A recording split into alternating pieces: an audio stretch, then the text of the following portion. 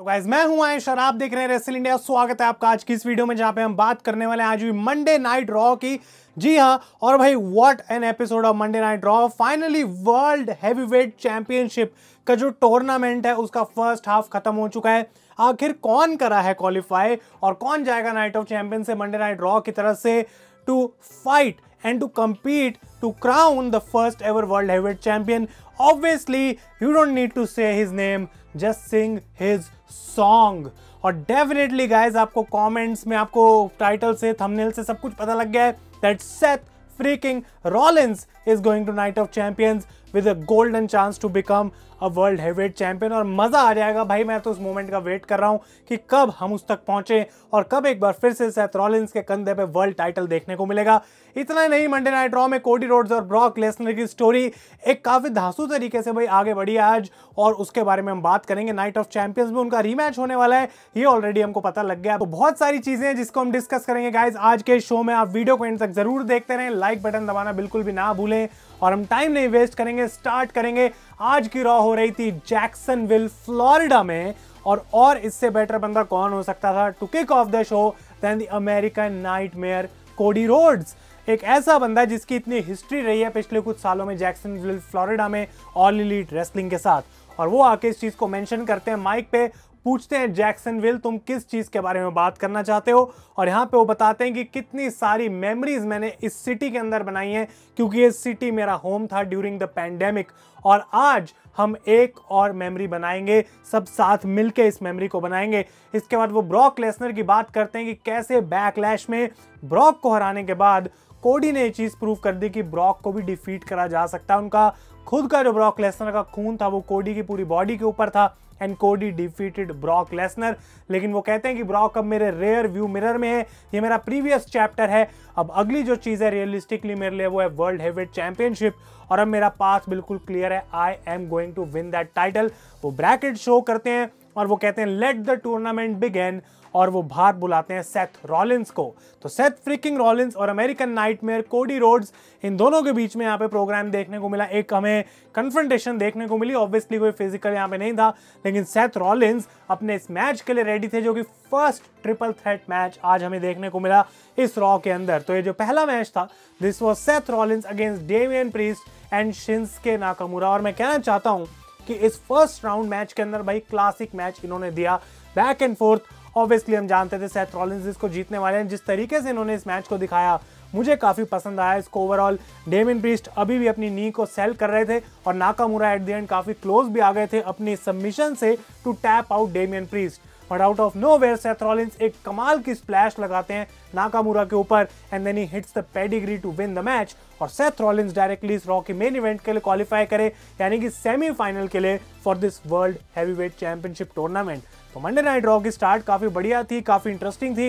ये classic match था, और क्योंकि ये मेन मोमेंट थी आज पूरे शो की बिल्ड करने के अराउंड, तो इस वजह से इसको काफी सारा टाइम भी यहाँ पे दिया गया। इसके बाद मुस्तफा अली का मैच होता है ओटिस के साथ, और मैक्सिन डुप्री और चैड गेबल के बीच में फंसे हुए हैं ओटिस, उसकी वजह से यहाँ पे वो ये मैच भी हार गए, वो फोकस नहीं कर पाए। That's why he had to take an L on today's Raw. लेकिन जो नेक्स्ट हमें ट्रिपल थ्रेट मैच देखने को मिला, this was Finn Balor versus Cody Rhodes and the Miz. अब इतना मैं जरूर बोलूंगा कि जबकि ये मैच भी काफी इंटरेस्टिंग था, फर्स्ट वाला मैच मुझे बहुत ज्यादा बेटर लगा wrestling wise, it was way more entertaining, लेकिन मोमेंट्स जो थी इस मैच में भी कोई कम नहीं थी। आई थिंक मिज नहीं जीतने वाले थे, ये बात क्लियर थी, लेकिन तब भी एक आउटसाइड चांस था कि फिन बैलर इस मैच को जीत सकते हैं, बिकॉज कोडी रोड्स के साथ एग्जैक्टली डब्ल्यूडब्ल्यूई क्या करेगी वो हमको पता नहीं था। तो यहाँ पे कोडी रोड्स क्रॉस रोड्स लगाते हैं फिन के ऊपर, लेकिन मिज उसका एडवांटेज लेने की कोशिश करते हैं, वो हो नहीं पाता। कोडी वापस आते हैं रिंग में और 3 बार क्रॉस रोड्स लगाते हैं मिज को, and as soon as he went for the pin आ जाते हैं वहां पे ब्रॉक लेसनर। और क्योंकि एक ट्रिपल थ्रेट मैच है, यानी कि नो डिस्क्वालिफिकेशंस, ब्रॉक लेसनर F5 लगाते हैं रिंग साइड एरिया में कोडी रोड्स के ऊपर, और फिन बैलर इस चीज का एडवांटेज लेते हैं, coup de grace लगाते हैं मिज के ऊपर, and he wins this triple threat match. तो वो जो एक आउटसाइड चांस था फिन के जीतने का, वो सच हो गई बात, because Cody did not get to win again. Why? Because of the beast Brock Lesnar.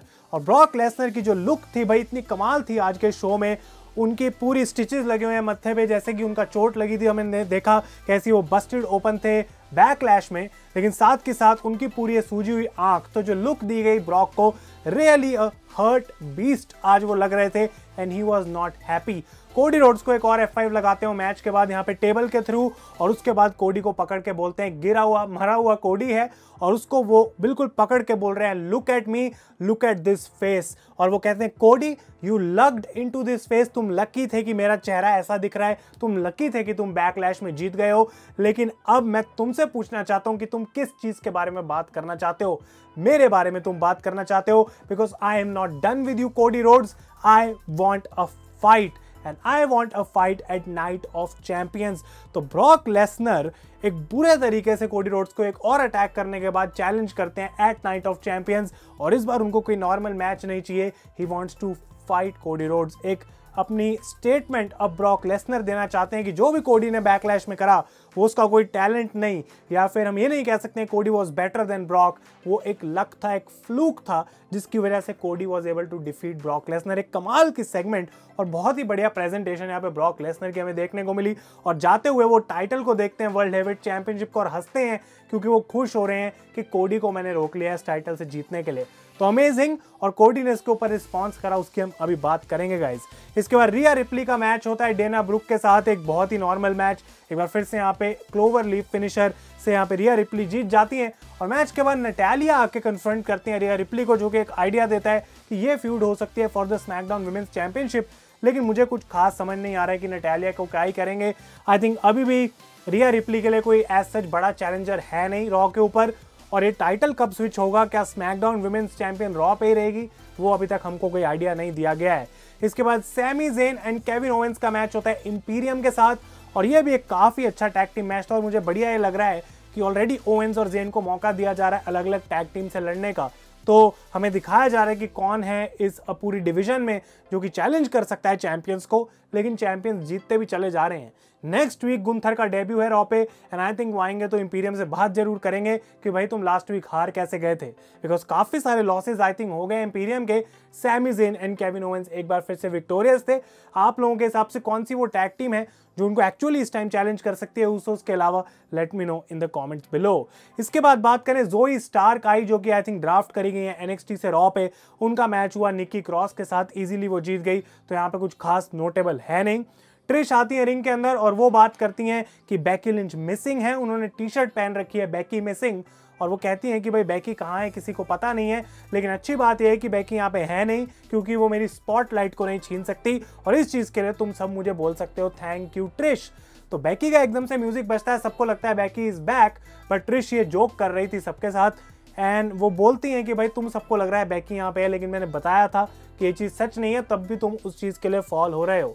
उसके बाद वो स्टोरी बतानी स्टार्ट करते हैं कैसे बैकी किसी आयोवा के कॉर्नर में छुपी हुई है, शायद वो आयरलैंड गई हुई हैं, और उनकी डॉटर पे जब वो आती हैं एक बार फिर से बैकी का म्यूजिक बजता है, और इस बार ट्रिश कहती हैं भाई एक बार जोक था, म्यूजिक बजाना बंद करो, but this time really Becky Lynch came back. बैकी ring में आके ट्रिश के पीछे खड़ी होती हैं, और वन ऑफ द मोस्ट, मतलब मैं कहना चाहता हूँ फेकेस्ट अटैक यहाँ पे बैकी लिंच की तरफ से, उनके सारे पंचेस बिल्कुल वियर्ड लग रहे थे, क्लोज लाइन बहुत ही ज़्यादा बॉच थी, एंड बैकी लिंच यहाँ पे एक बैक एक्सप्लोडर सुप्लेक्स लगाती हैं और ट्रिश वहाँ से चली जाती हैं। बैकी का कहना ये है कि अगर ट्रिश तुम्हें मुझसे प्रॉब्लम है तो मैं तुम्हारे सामने हूँ, आ जाओ, उससे हम डील कर सकते हैं। तो I think may be Trish versus बैकी हो सकता है एट नाइट ऑफ चैंपियंस, अभी ऑफिशियल नहीं है वो मैच, लेकिन ऐसा लगता है इसकी वो डायरेक्शन में जा रहे हैं। लेकिन जिस तरीके से बैकी का रिटर्न था, मैं कोई उससे भाई बहुत ज़्यादा एक्साइटेड नहीं हुआ देख के। इसके बाद डोमिनिक मिस्टीरियो का मैच होता है जेवियर वुड्स के साथ, और आज एक कमाल का फैक्ट था कि सारे जजमेंट डे के मेंबर्स इस रॉ पे अपने खुद के मैचेस में उन्होंने कम्पीट करा, जो कि एक कमाल की बात है, और डोमिनिक ने यहाँ पे जेवियर वुड्स को हरा दिया।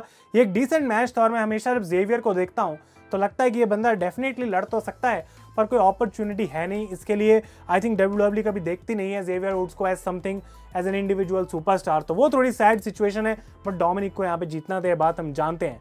इसके बाद कोडी रोड्स थे बैक स्टेज, और कोडी रिस्पॉन्ड करते हैं ब्रॉक लेसनर के चैलेंज के लिए, और वो बोलते हैं सिंपल सी बात है कि मुझे नहीं समझ आ रहा कि ब्रॉक क्यों मेरे को बार बार अटैक कर रहा है, दूसरी बार ये हो चुका है कि उसने मुझे ऐसे अटैक किया है, एक बड़ी मोमेंट मुझसे छीनी, और एक बार फिर से पीछे से ब्रॉक ने मुझे अटैक करा।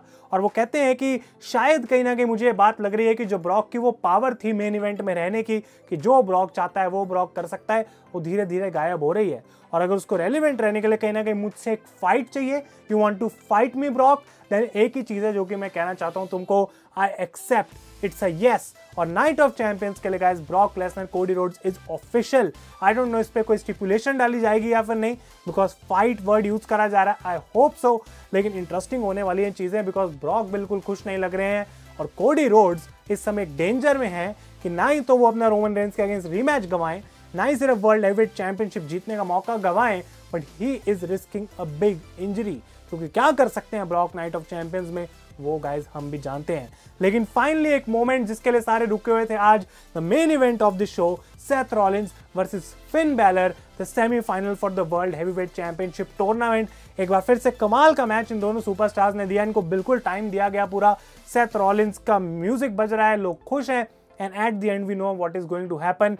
फिन बैलर को एक इन्वर्टेड स्टॉम्प लगा, उसके बाद एक नॉर्मल स्टॉम्प लगा, and that is how Seth Rollins defeated Finn Balor, and he is one step away world heavyweight championship जीतने के। और जब रॉ खत्म हो रही थी, सेथ रॉलिंस देख रहे थे उस चैंपियनशिप को, मुझे गूज़बम्प्स आ रहे थे कि जब नाइट ऑफ चैंपियंस में ही विंस दैट मैच और मतलब he comes to Monday night Raw with that title, तो क्या रिएक्शन रहेगा ऑडियंस का। ना ही सिर्फ उनका गाना गाएंगे, बट ये मोमेंट 4 साल से पेंडिंग है।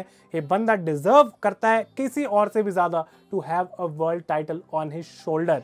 तो सेथ रॉलिंस ने 2 मैच जीत लिए हैं, एक और मैच उनको जीतना है, and then he will be world heavyweight champion. Maybe Edge, maybe AJ Styles, Rey Mysterio, Sheamus, Austin Theory, Bobby Lashley, ये 6 लोग हैं जो कि पॉसिबली जा सकते हैं सेथ रॉलिंस के अगेंस्ट। आपको क्या लगता है कौन होने वाला है? एजे और एज में से कोई एक होगा, ये मेरी पिक्स हैं। लेकिन इंटरेस्टिंगली एजे और एज दोनों सेम मैच में है स्मैकडाउन में, तो मजा आएगा देखने में क्या वहां पे WWE करती है। लेकिन ये था आपका गाइस आज का मंडे नाइट रॉ का रिव्यू। अगर आपको वीडियो पसंद आए तो लाइक करें, अपने सारे ओपिनियंस इस शो के बारे में मुझे नीचे कमेंट्स में देना ना भूलें। तब तक के लिए मैं हूं आयुष और आप देख रहे हैं रेसल इंडिया।